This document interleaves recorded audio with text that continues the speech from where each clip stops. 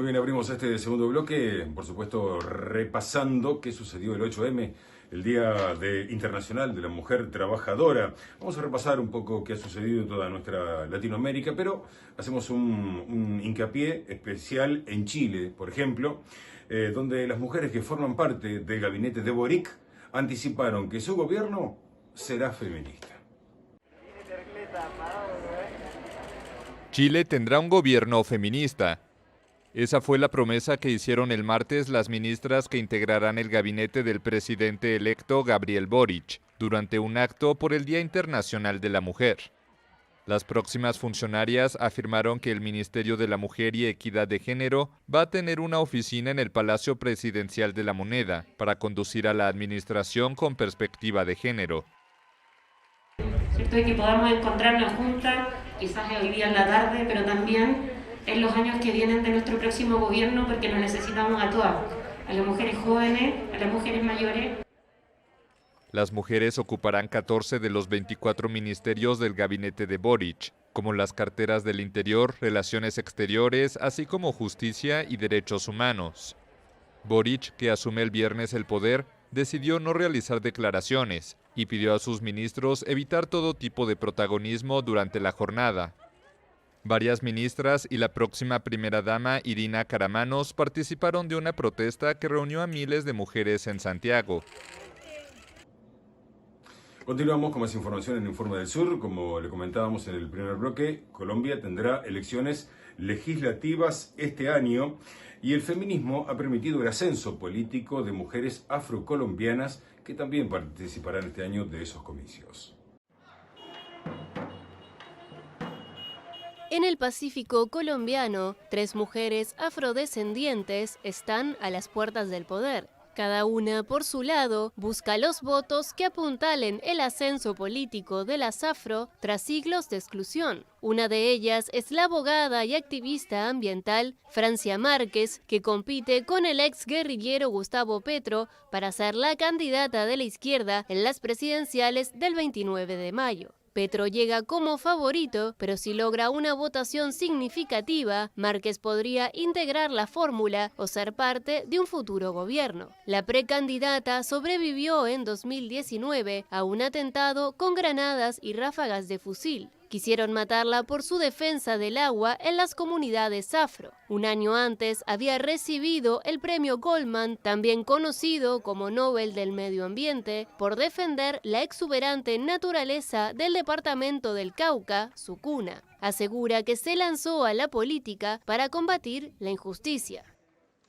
Los nadies, los que no se nos reconocen nuestra humanidad, a los que no se nos reconocen los derechos en este país, nos ponemos de pie para cambiar la historia, para ocupar la política, para ocupar el Estado.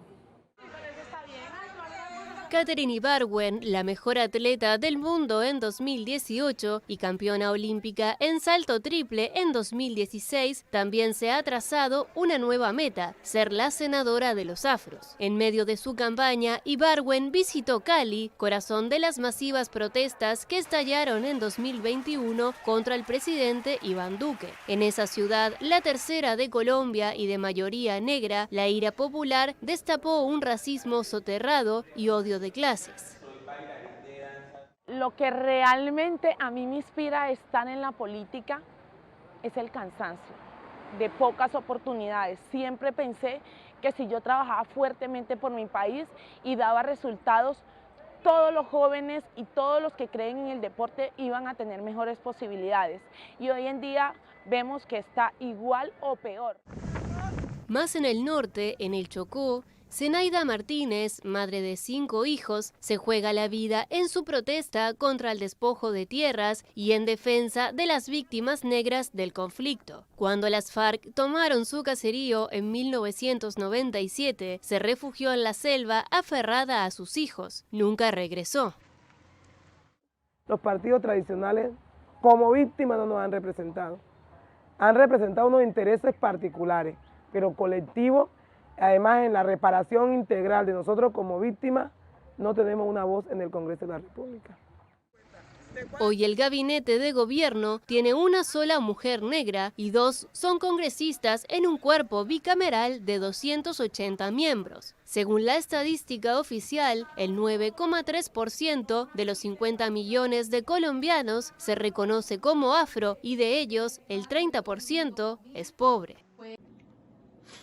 Más información aquí en Informe del Sur. Siempre celebramos cuando países de la región conquistan nuevos derechos, pero sin embargo, Guatemala, las mujeres de Guatemala han sufrido un durísimo revés porque se acaba de aprobar una ley que penaliza el aborto y prohíbe el matrimonio igualitario. Lo vemos.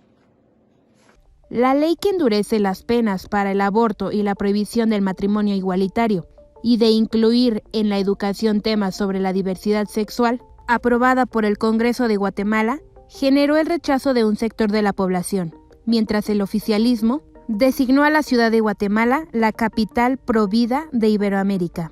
Con 101 votos a favor de oficialistas y aliados, 8 en contra y 51 ausencias, el Parlamento aprobó la noche del martes la Ley de Protección a la Vida y la Familia, que contiene cambios en el Código Penal, entre ellos, el aumento de 3 a 10 años de prisión a las mujeres que aborten.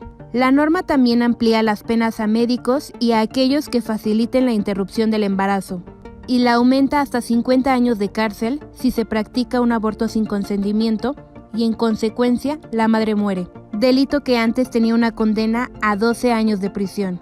La aprobación va en camino contrario a lo que han hecho otros países en Latinoamérica, como Colombia, que el mes pasado amplió el acceso al aborto cuando la Corte Constitucional votó a favor de legalizar el procedimiento hasta la semana 24 de embarazo. En septiembre, la Corte Suprema de Justicia de México dictaminó que el aborto no era un delito y que era inconstitucional castigarlo. Y en enero del año pasado entró en vigor en Argentina una ley que permite el aborto electivo hasta la semana 14 de embarazo, y más allá en casos de violación o riesgo para la salud de la mujer.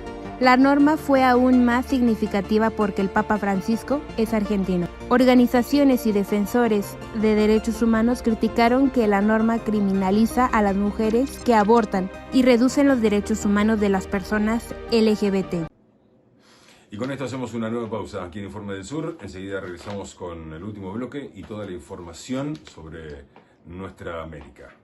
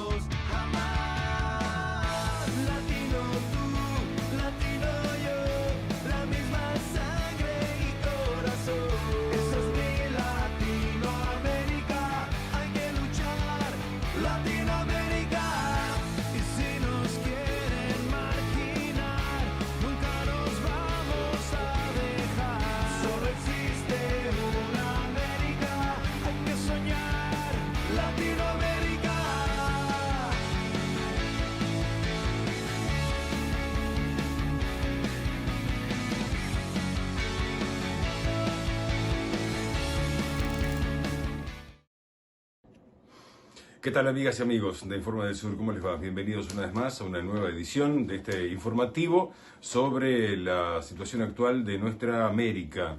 Vamos a comenzar rápidamente yendo a Colombia, porque se vienen las elecciones legislativas que van a determinar el número, ¿sí?, con el que quedará el Congreso de la Nación de Colombia. Veamos en este informe quiénes son los que van a participar de estas elecciones. Colombia tiene un régimen presidencialista, pero la composición del Congreso colombiano que resulte de los comicios del 13 de marzo será determinante para lograr las transformaciones que el país requiere. Se elegirán 107 senadores y 167 diputados. De esas curules en el Senado, 5 serán elegidas dentro de los candidatos del Partido Comunes, expresión política actual de la guerrilla de las Fuerzas Armadas Revolucionarias de Colombia, FARC-EP. Esto es parte de los acuerdos de paz firmados en 2016. Se prevé que la lista única de la centro-izquierda del pacto histórico será la más votada. eligiendo entre 16 y 20 senadores y unos 20 diputados en la Cámara de Representantes. Las otras coaliciones no tienen una lista única. La centroderechista, Coalición de la Esperanza, no ha podido ocultar las enormes diferencias entre los distintos precandidatos en materia de propuestas y también a nivel de egos, y no pudieron presentar una lista única ni un plan común, más allá de generalidades. La Coalición de la Esperanza es una coalición muy diversa en que conviven diversas tendencias de centro-derecha, amigas del modelo existente, que proponen cambios superficiales al lado de otras propuestas más reformistas. En la derecha, la Coalición Equipo Colombia no tiene listas propias. Se prevé que el Partido Conservador mantenga sus 14 senadores. Se calcula que el partido de la U solo mantendrá 8 o 9 de los 14 que actualmente tiene. El Centro Democrático del expresidente Álvaro Uribe y el actual presidente Iván Duque también caerá. Podría perder unos 10 senadores, quedando solo con 8 o 9 de los 19 que eligió como la bancada más numerosa en el año 2018. Finalmente, el Partido Liberal podría mantener sus 14 senadores y mantener su bancada en Cámara de Representantes, que es de 35, la más numerosa de este organismo actualmente. Gustavo Petro y su coalición electoral centroizquierdista Pacto Histórico repitieron durante la larga campaña que para hacer los cambios y las reformas que necesita el país se requiere cambiar la composición actual del Congreso. Ganar solo la presidencia de la República no basta, pues el Congreso se puede convertir en el gran enterrador de los cambios. Y lo que parece imposible, finalmente, en el marco de la política internacional y de las necesidades, es posible. Venezuela retomó el diálogo con Estados Unidos por una posible exportación de un gran número de petróleo a ese país luego de romper Estados Unidos lazos con Rusia debido al conflicto que mantiene con Ucrania.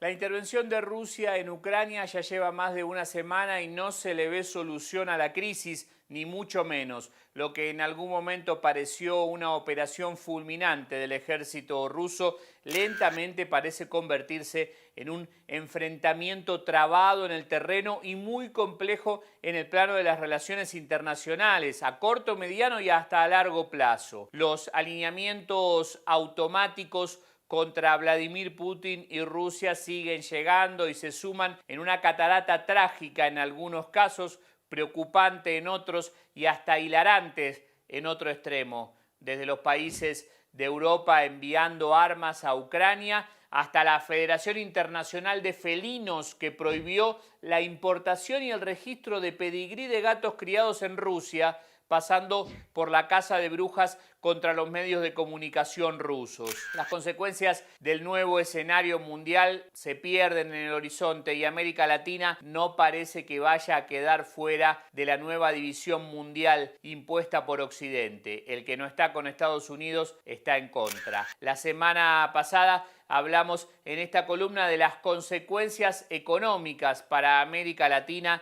de la guerra en Ucrania. Ahora se suman elementos nuevos. El New York Times publicó este último fin de semana un artículo en el que asegura que altos funcionarios estadounidenses viajarían a Caracas para reunirse con funcionarios del gobierno de Nicolás Maduro en lo que sería la delegación de más alto nivel enviada por la Casa Blanca de 2019, cuando se rompieron las relaciones diplomáticas, o incluso todavía antes. La semana pasada el presidente Nicolás Maduro dijo que el petróleo de Venezuela está disponible para quien quiera producirlo y comprarlo, incluso para inversores de los Estados Unidos. Pero claro, para eso Washington debería levantar las medidas unilaterales contra Venezuela y un mejor flujo de caja para la estatal petrolera PDVSA mejora la situación económica de Venezuela casi inmediatamente, lo que claramente beneficia la estabilidad de Nicolás Maduro al frente del Ejecutivo venezolano. Según la agencia Reuters, la reunión ya se realizó sin resultado a la vista. Venezuela habría pedido el levantamiento completo de las sanciones. La agencia inglesa asegura que de cualquier manera podría haber más encuentros. Hace apenas 3 años, Estados Unidos con Trump arreciaba su estrategia contra Venezuela, fogueando sin medias tintas una invasión desde Colombia. Pero ahora estaría dispuesto Biden a levantar sanciones solo para complicar a Rusia y Venezuela rompería la alianza con Rusia. En principio parece difícil, pero en todo caso son preguntas que no nos hubiéramos imaginado hasta hace pocos días atrás. Y ahora hacemos una pausa. La primera, en Informe del Sur, como siempre nos siguen en las redes sociales, en Facebook, en YouTube, como Informe del Sur. Allí nos dan like y por supuesto ven la repetición de este programa. Muchas gracias y enseguida continuamos con más información.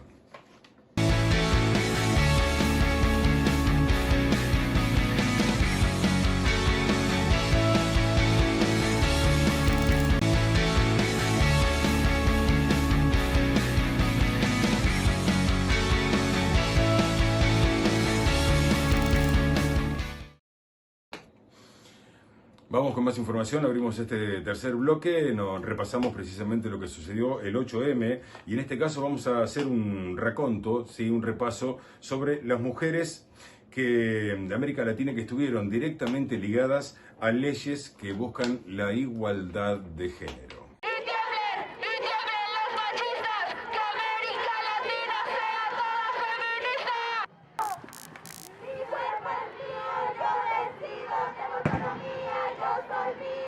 Y nace a raíz de la difusión de un video sexual de mí en mi natal Huauchinango, Puebla. Diario recibía más de 40 solicitudes de amistad, principalmente de hombres, pidiéndome sexo a cambio de bajar este video.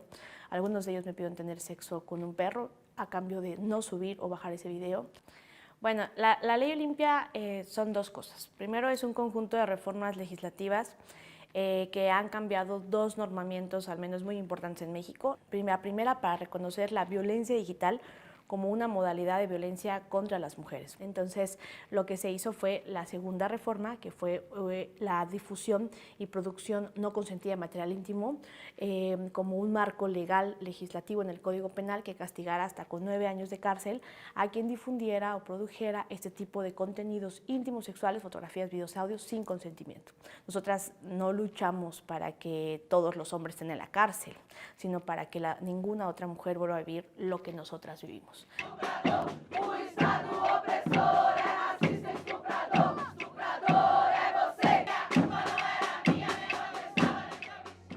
Eu fui vítima de violência doméstica no ano de 1983, quando não existia nem delegacia da mulher no país. Quem tentou contra a minha vida, né, na época, o meu marido, demorou 19 anos e 6 meses para que ele fosse punido. Diante do silêncio do Brasil, a OEA, então, elaborou um relatório final falando da necessidade da conclusão do processo que já ia prescrever, né, e de a mudança legislativa do nosso país para evitar que as mulheres, que os crimes cometidos contra as mulheres em razão do machismo continuassem impunes.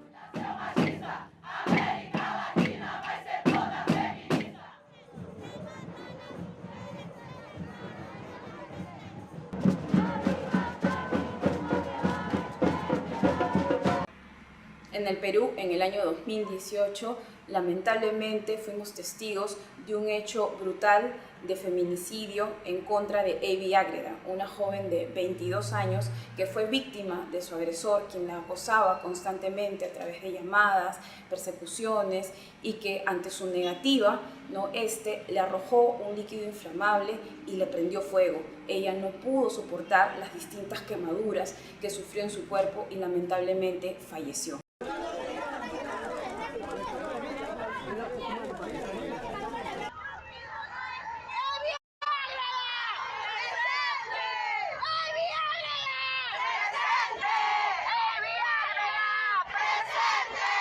A partir de este lamentable hecho se genera una indignación social muy grande que se ve reflejada en grandes movilizaciones sociales y también en distintas tomas de decisiones por parte del gobierno, siendo las principales la declaración de emergencia del Estado en materia de violencia contra las mujeres y una serie de normativa a favor de las mujeres que sufren estos tipos de violencia, en especial, y siendo la más resaltante, la tipificación del delito de acoso, del acoso sexual, ¿no? ¿Por qué? Porque la tipificación de este delito, si hubiera sido o existido antes de los hechos que sufrió Evi Ágreda, quizás ahorita no estaríamos lamentando su muerte.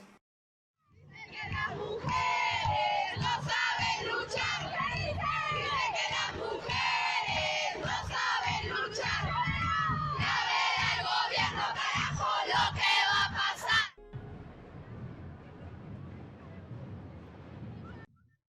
Dayana Barrionuevo era una joven mujer en situación de violencia de género. En diciembre del 2014, su pareja realizó una denuncia diciendo que ella había abandonado el hogar y que se había ido con un amante. Dayana tenía una niña y 2 niños gemelos. La niña era Brisa. El 15 de enero del año 2015, Dayana fue encontrada sin vida dentro de una bolsa en un arroyo. 2 años después él fue condenado a cadena perpetua. Y los niños y Brisa están con la familia materna. Y Ley Brisa se pensó con 2 pilares entonces. El primero es una reparación económica. Hablamos de reparación y no hablamos de pensión, subsidio u otro monto que se le quiera, u otro nombre que se le quiera poner. Hablamos de reparación porque el Estado no cumplió. Y lo segundo a destacar es cómo el Estado acompañaba en él de ahora en más. Y el de ahora en más había una falencia grande que era el Estado se hacía cargo de la parte penal, o sea, del impulso de seguir y obtener una sanción para ese femicida, pero se olvidaba de la parte civil, o sea, qué pasaba con esos niños. Iban a vivir a la casa de las abuelas, pero no tenían una guarda, una tutela.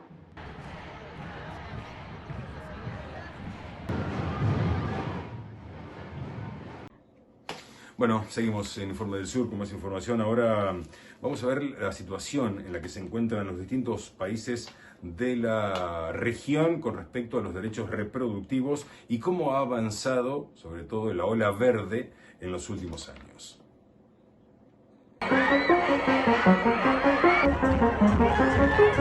De esta manera, cientos de mujeres celebraron en Colombia la despenalización del aborto.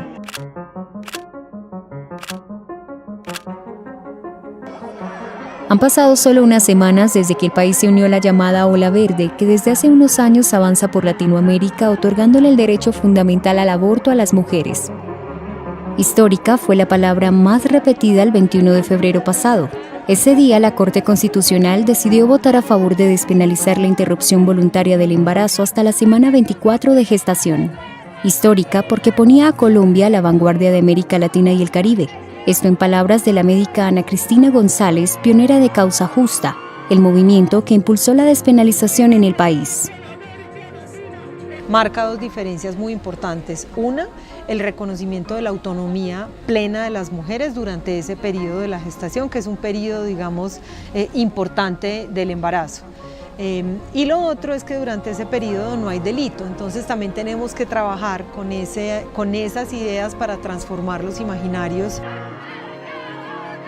Histórica además en un país en el que el tercer trimestre del año pasado se dispararon un 19% los partos en niñas menores de 14 años, y donde entre el pasado julio y septiembre más de 1.300 niñas de entre 10 y 14 años fueron madres sin llegar a ser adolescentes.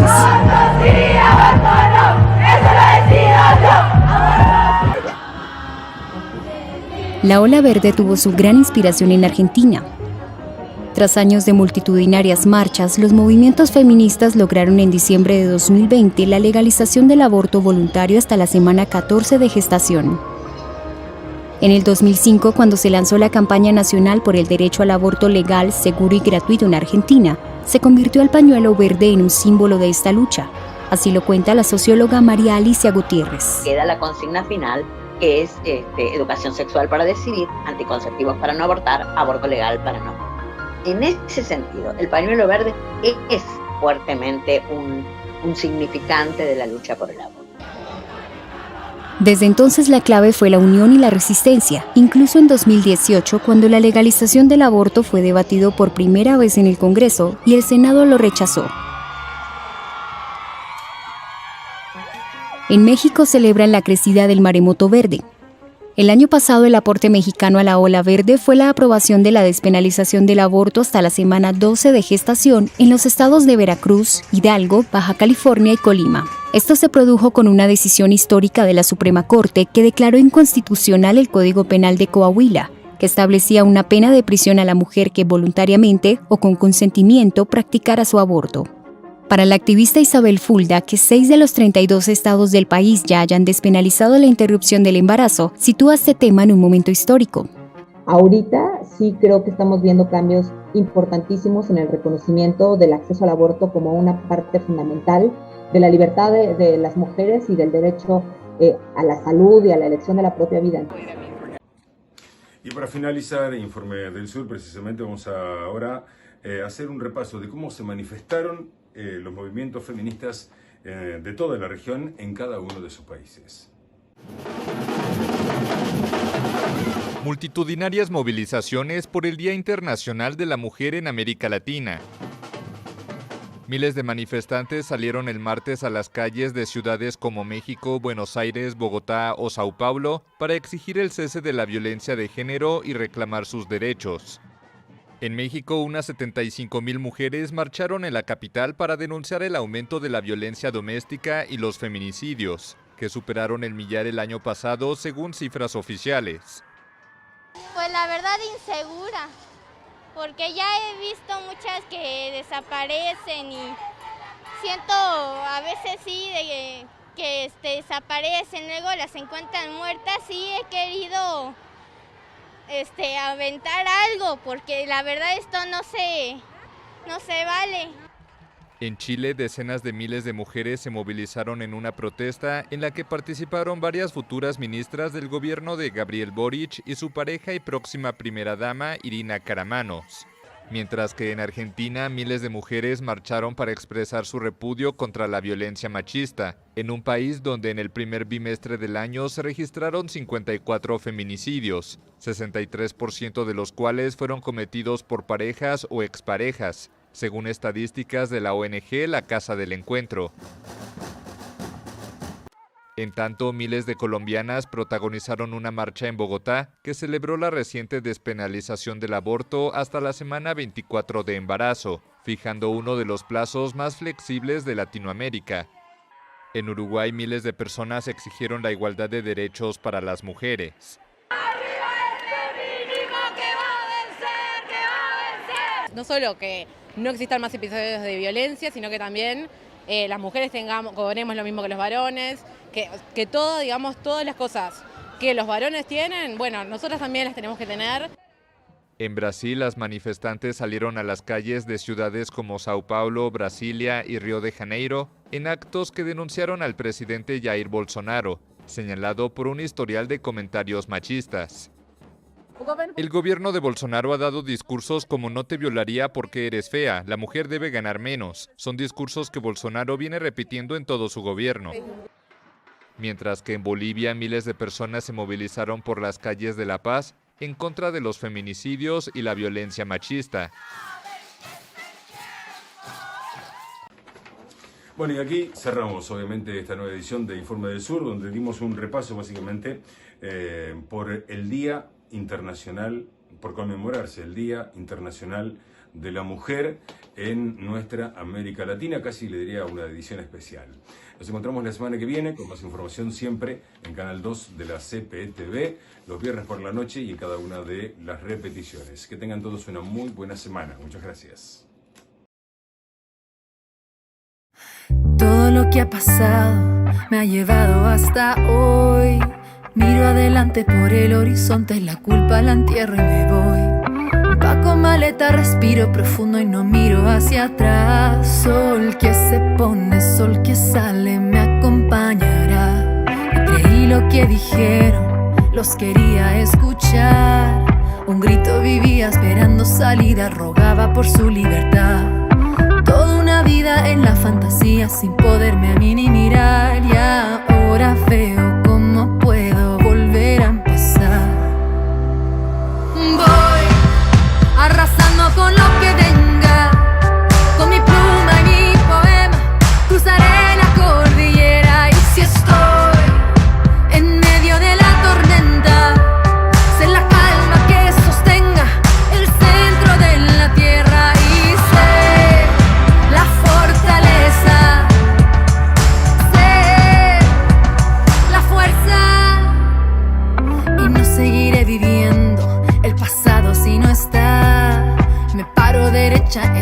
momento y la fuerza de adentro saldrá. Empaco maleta, respiro profundo y no miro más hacia atrás. Sol que se pone, sol que sale, me acompañará. Voy arrasando con lo que venga, con mi pluma y mi poema, cruzaré la cordillera. Y si estoy en medio de la tormenta, sé la calma que sostenga el centro de la tierra. Y sé la fortaleza, sé la fuerza. Y sé la fortaleza, sé la fuerza. Soy el fuego, soy la espada, soy la casa, soy el agua, soy hombro y puño, santa y puta, soy la hija, soy la madre, soy el fuego, soy la espada, soy la casa, soy el agua, soy cuerpo y alma, todo y nada, soy la fuerza, soy la calma, soy. Voy arrasando con lo que venga, llegaré hasta donde pueda y que nada me detenga. Y si estoy en medio de la tormenta, firme como la madera y suave.